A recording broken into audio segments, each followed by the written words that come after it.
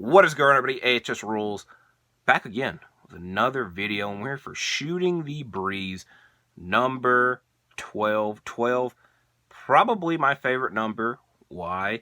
Because Aaron Rodgers wore number 12 for the Green Bay Packers for many years, and John Morant of the Memphis Grizzlies wears number 12 now. So it's a loaded edition of Shooting the Breeze. We have our Week 3 NFL predictions to go through. We also have some wrestling things that happen that I will talk about. The Rock, and AEW Grand Slam. I'll briefly go over that. But the first thing we'll do is talk about my Week 2 NFL predictions. Week 1, I went 10 for 16. Week 2, I went 9 for 16. So I picked the Eagles. Eagles won. Bengals lost to the Ravens. Seahawks and Lions. I picked the Lions. Lions lost. Colts beat the Texans. Buccaneers beat the Bears. I picked the Jaguars. Each week, I'm trying to have like a bold prediction, like, oh, I got that right. And this week's one was I picked the Jaguars over the Chiefs. That didn't happen. Packers at Falcons. As always, I will always pick the Packers, and I hate losing in general. I especially hate losing by a freaking field goal. 1 point, technically, but a field goal happened. That was the last thing that was scored. But shout out to Jordan Love. I've been impressed thus far. I will admit, I saw a graphic, and it was like saying, oh, in the third quarter, he went 7 for 7, 2 touchdowns. I'm like, oh my God, yes. And then the next graphic was the fourth quarter where there's no completions. But I'm not going to put that loss entirely on him. Not having key offensive guys out there, the defense being out there for a very long time, and Bijan, I don't know why I called him BJ. Bijan is it's a very weird name to pronounce. Bijan Robinson is a name you will need to know, though. It's exploded officially onto the NFL scene, and I hate that was over my Green Bay Packers, but you got to go on to the next game. What game are we at? Oh my God, how did I lose my spot? Oh, Raiders at Bills. I picked the Bills. Chargers at Titans. I picked the Chargers. Titans got the win. Good for them. 49ers, Giants, and Cowboys won. I don't remember picking the Broncos. I thought I would have picked the Commanders, but I was wrong. I picked the Broncos. If we were just based off the first half, I would have been right, but the Commanders, I'm going to call them Cowboys, came back to win. Dolphins at Patriots. The Dolphins won. Saints at Panthers. The Saints won. And last but not least, Browns and Steelers. I picked the Browns, and I was wrong. So we're going to start this episode off 3 minutes in with our Week 3 predictions.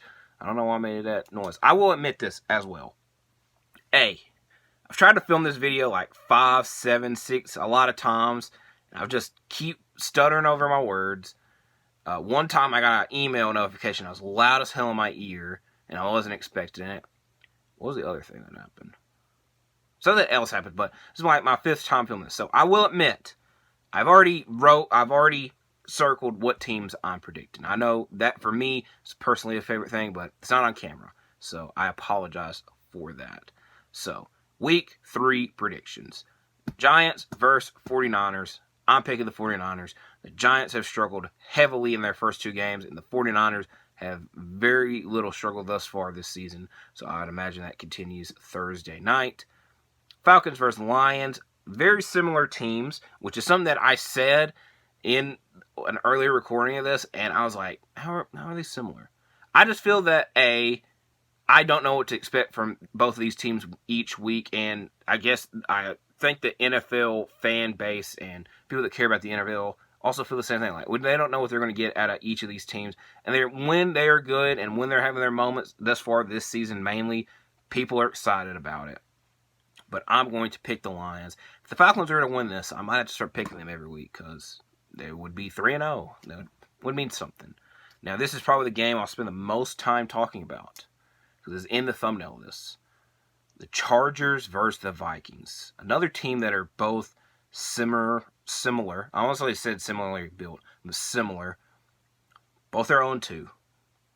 One of these teams are going to have to leave 0-3 unless one of or both of them, I guess in this case, will leave 0-2-1, which I think would make a lot of people's head explode. But if one of these, whichever team loses, a lot of time is going to be spent dissecting and criticizing them on NFL Twitter, just on the talk shows, on anything, because the Vikings have Justin Jefferson, who many believe is the best wide receiver in the league. And I don't think I've said it yet, but I've definitely thought it was just like, with Justin Jefferson and him being such a dynamic player, each time they lose, because this happened week 1, he was on the sideline, pissed off that they lost, which I understand. I don't like losing in general either. So, but it's just like, if you build up on 3 straight losses, 0-3, you haven't got a win yet, and everything's going to be like, oh, you lost. It's going to get frustrating, and there's going to start building this narrative. And with the Chargers, I don't think we've seen the same level of anger yet. You know, I haven't really been paying that much attention to the Chargers. Or that much hasn't been shown. Like I said, we've seen the frustration for Justin Jefferson. We haven't with the Chargers yet. I will say it with the Chargers coach, I will admit, had a bit of a rant. But more of the story is, one of these teams are going to have to leave this game 0-2. Somebody is losing, and somebody's going to be talked about a lot. And I know a lot of people want the Chargers coach fired. I ain't never going to come for anybody's job and say, hey, they should go, but it'd be understandable. I picked the Chargers. This is a make-or-break game. I know it's week 3, but it's a make-or-break game for both sides. You can't start 0-3 and expect everything to go well. Packers versus the Saints. I'm picking the Packers. I'm pretty sure I said this last week, but I'll say it again this week. Hope Christian Watson and Aaron Jones are out there to help us out. Texans versus Jaguars. I'm picking the Jaguars. I said the Texans would have to win a game for me to predict them to win, because I think they've done better this year than a lot of people expected. Granted, they haven't won any games, but at least they haven't been blown out and just embarrassed in general. And also, it's just like they're a young team. They need to start building on some things. But the Jaguars are slightly more experienced and have spent a lot more money on their team. Dolphins at Broncos. Very similar to what I just said about the Texans. The Broncos are going to have to win a game for me to predict them. Especially with the hot streak the Dolphins are on. I'm picking the Dolphins. Titans versus Browns. Hometown bias. I'm going to pick the Titans. The Browns got beat up a lot on Monday Night Football.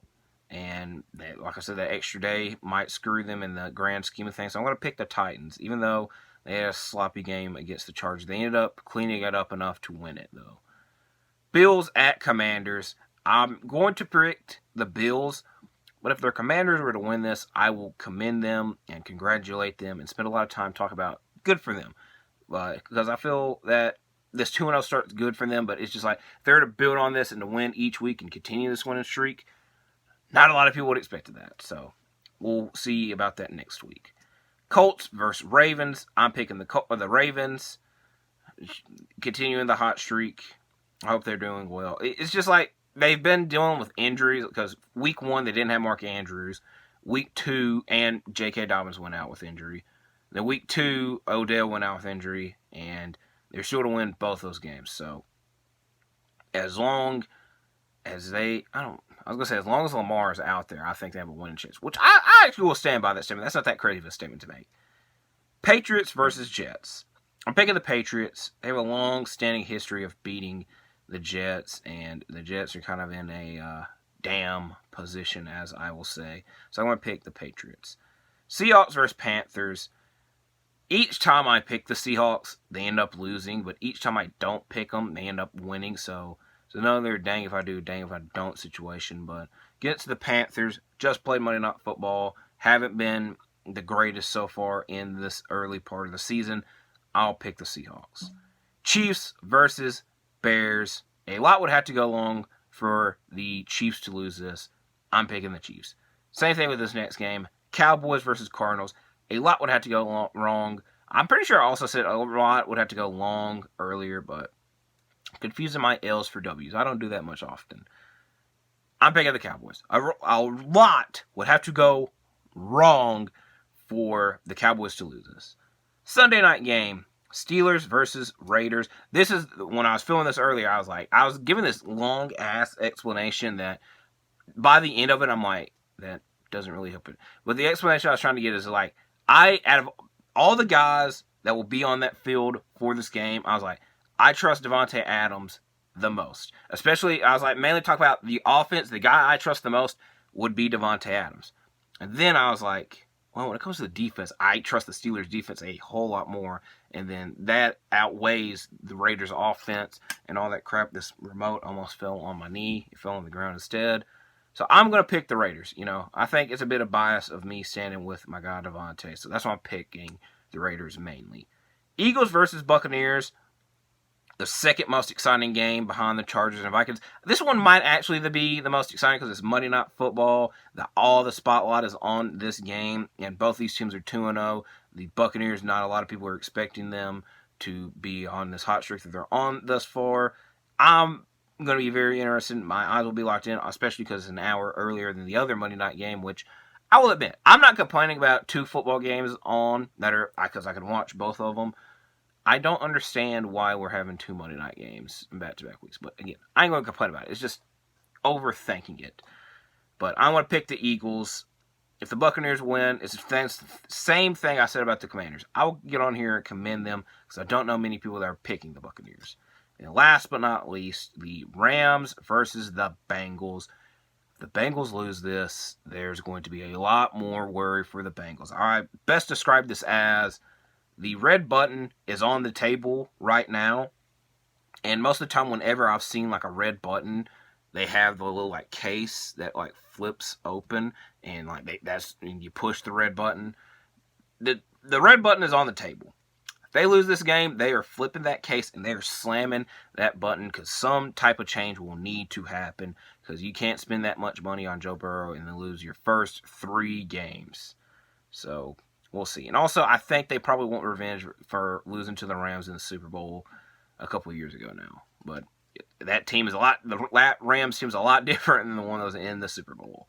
So that is my Week 3 predictions. 49ers, Lions, Chargers, Packers, Jaguars, Dolphins, Titans, Bills, Ravens, Patriots, Seahawks, Chiefs, Cowboys, Raiders, Eagles, and the Bengals. So that's it for the NFL talk. Now let's get into some wrestling talk. So let's talk about the WWE. I've kind of said it a lot. NXT, I will give credit to. I keep up with NXT. I skim through. I don't watch NXT fully. So I will say that. I completely forgot to mention that Becky Lynch won the NXT Women's Championship. I'm looking forward to No Mercy. It seems like a good card. But I'm trying to go through WWE as a whole quickly. I've said this several times. Monday Night Raw, something needs to change with it. The 3 hours part hurts. Mainly now that you're competing with Monday Night Football, my eyes are more likely going to be on Monday Night Football and caring about what's happening there. But nothing dramatic has happened on Monday Night Raw, in my opinion, that I need to speak about it. But on Friday Night SmackDown, I think the best WWE show going right now, maybe even of all time. That's a take for another day. Something interesting happened on this week's edition of Friday Night SmackDown. Now, I created a rule on my channel, and it proclaims to 2 people thus far. I think I'll end up having to add a third person, but the first 2 people were Mercedes Moné / Sasha Banks and Dwayne "The Rock" Johnson. And the rule that I created was, until they appear on screen in an actual wrestling ring, I'm not bringing them up. What is the story behind this? In the build to WrestleMania, the past 2, maybe even 3 years, wrestling fans around the world are like, oh my God, The Rock's going to come back and face Roman Reigns.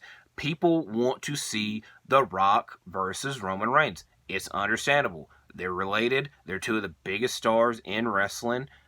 It's a big time match that makes sense. I understand it. I'm not frustrated at that part. But I hate that it takes away from the other guy that Roman Reigns has ended up having to face the past couple of years. Like Brock Lesnar, I'm not going to be that mad about because we've seen Brock versus Roman several times. But Roman versus Cody, the Royal Rumble, all the attention was like, oh my God, is The Rock going to come out? Is The Rock going to come out? And even some blame has to go to Sami Zayn. But at the end of the day, Cody Rhodes came out victorious and we got the Mania match. But moral of the story, wrestling fans and just people in the wrestling world in general spent more time talking about, is The Rock going to show up, than the actual stuff was going on. And I know The Rock is a extremely busy man. I ain't going to criticize him for not showing up in WWE. But it's just like, he is not on our TV screen. If we're wanting to reminisce about the past, that is fine. That is what the past is for. But he is not on that screen. And I know I do fantasy booking, but it's just like, I want to worry about the stuff that has actually happened. That is the main point I'm trying to make. Let me get rid of this freaking remote, because it's going to keep distracting me. So, more of the story, more people want to spend so much time talking about, is The Rock going to come back, than the actual stuff was going on. And the same thing has happened in AEW, in the women's division. People spend more time talking about, when is Mercedes Moné going to show up? Is Mercedes Moné going to show up? Than the actual AEW women's division in general. And it just bothered the hell out of me. And I just said, I might add a third person to that. I haven't seen it talked about a lot. I will expect it to happen in the next 2 months. But until CM Punk shows back up in AEW, or more than likely, and the more likely subject that I'm talking about, until he shows back up in WWE, I ain't bringing him up. If there's no reason to bring him up, I'm not bringing him up. So, rewinding this all back, the rule is, until they show up, I ain't talking about it. Well, guess what, jabroni? The Rock showed up on SmackDown this week. He was in town. I believe he was going to see the Colorado State game, because I watched that game. I only saw him there for a minute, but I had a lot of things I was doing then, so they might have showed him a lot more. But he was in town, and he appeared, and nothing that dramatic happened on that appearance. He did the same old song and dance, but it's been such a long time since we've seen it, and it was an electrifying moment, pun intended. I guess I have to mention Pat McAfee was there as well. It was exciting. It was cool. The bigger topic that came out of all of this was something that was said earlier in the day, and it involved the Pat McAfee show again, is that The Rock said, hey, it was agreed upon. I was supposed to face Roman Reigns at WrestleMania this year. Why it didn't happen? We don't know. And that's kind of what I hate. Because now we're in this like, oh my God, why? And we're doing this blame fest. And now we're back in this world where, are we going to get Roman Reigns versus The Rock this year at Mania? And I hate it. Because if this is the case, that match does not need to be for the title. You could have just gave Cody Rhodes the title. I feel the main reason they wanted to give Roman Reigns the title is so he could break the record, which that just didn't even, like, at the end of the day, besides him getting a new championship out of that, that wasn't like some big deal TV moment that came out. Like, it was, but it's just like, in 20 years, I don't know if we're like going to look back at that moment as like as big of a deal as if Cody would have won the world title. I think in 20 years, we would have looked at that as a bigger deal than what actually took place, if that makes sense. I'm also tired of this chair. I think it's the shoes. Yeah, the shoes keep bumping in the chair, so if y'all hear that ding button. But now, this is where, and again, if we got Roman versus Rock, I wouldn't be mad about it. If we got Roman versus Rock for the world title, I wouldn't be that mad about it.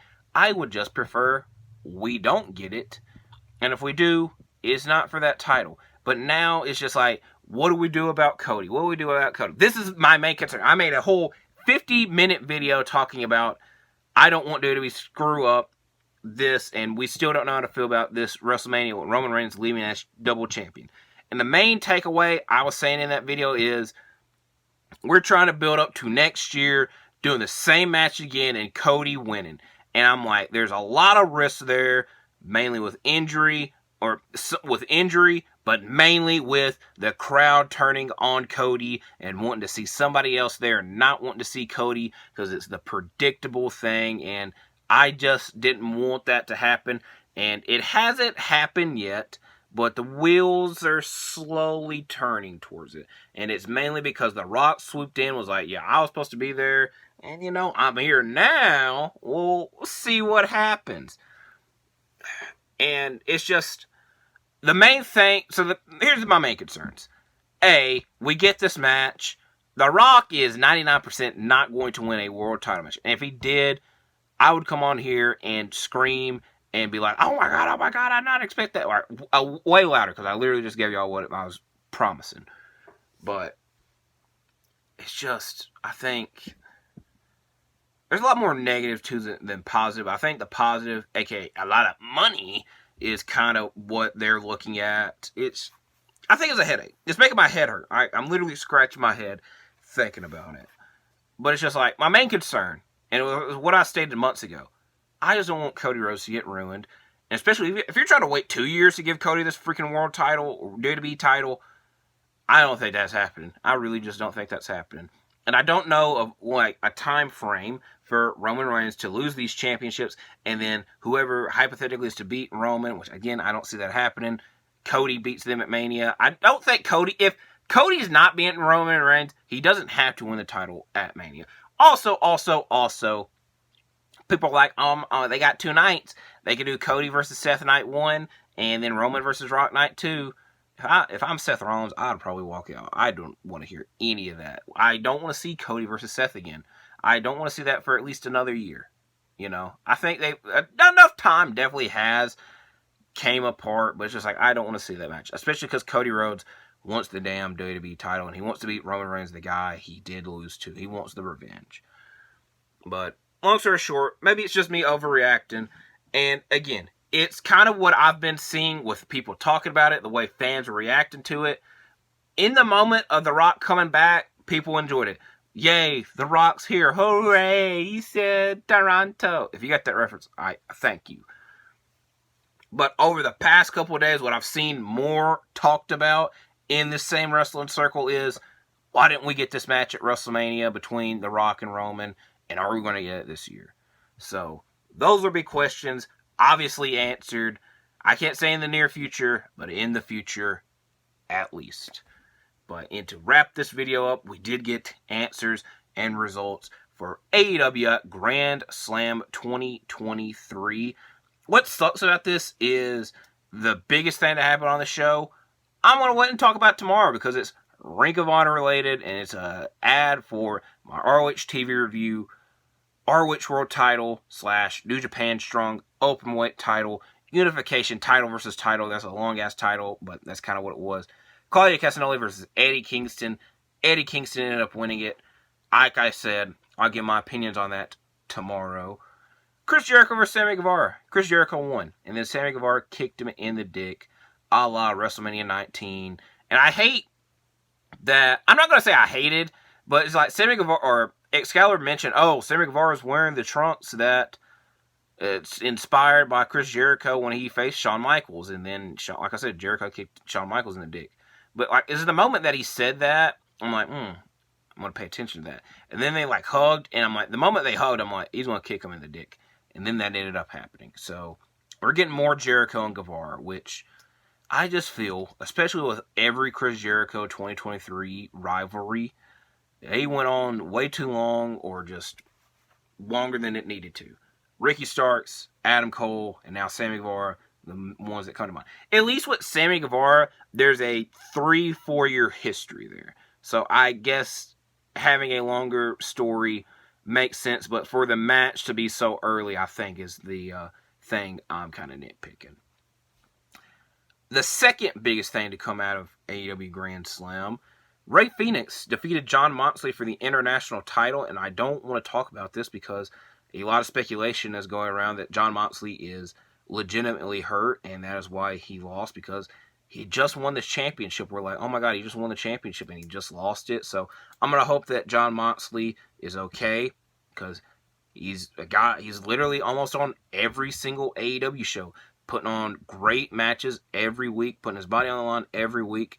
And you never want to see injuries, but for somebody that's so dedicated and so passionate, and we see every week, it sucks. It sucks. So I'm hoping that Jon Moxley is okay, obviously.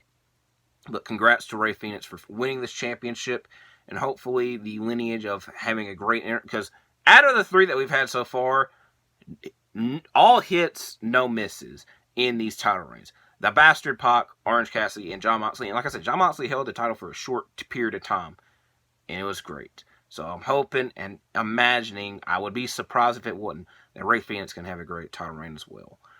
Saraya versus Toni Storm. I'm not interested in the Saraya title reign at all, and I'm just not. And if Toni Storm would have won, I think a lot more people were behind Toni Storm than Saraya, obviously. But I think I would have been interested in it, but I also would have complained because I'm like, this damn title, nobody can hold it longer than a freaking month.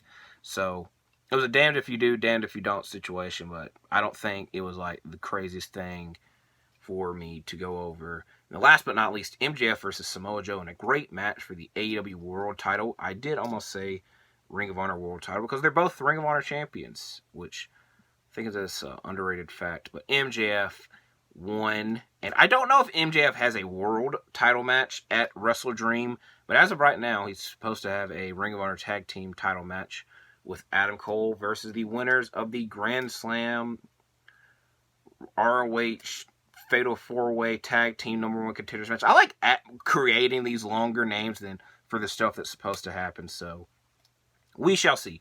Just my quick thoughts. Grand Slam, it's always a big show. It always feels like a big show, and it continued that this year with these 5 big matchups. So the main thing I wanted to talk about, I apologize because I'm talking a lot more about it tomorrow. So hopefully I see you then. Hopefully I see you in the rest of my videos. Hopefully you stay safe. Thank you for watching this video. Like and subscribe, and I'll see you in the future.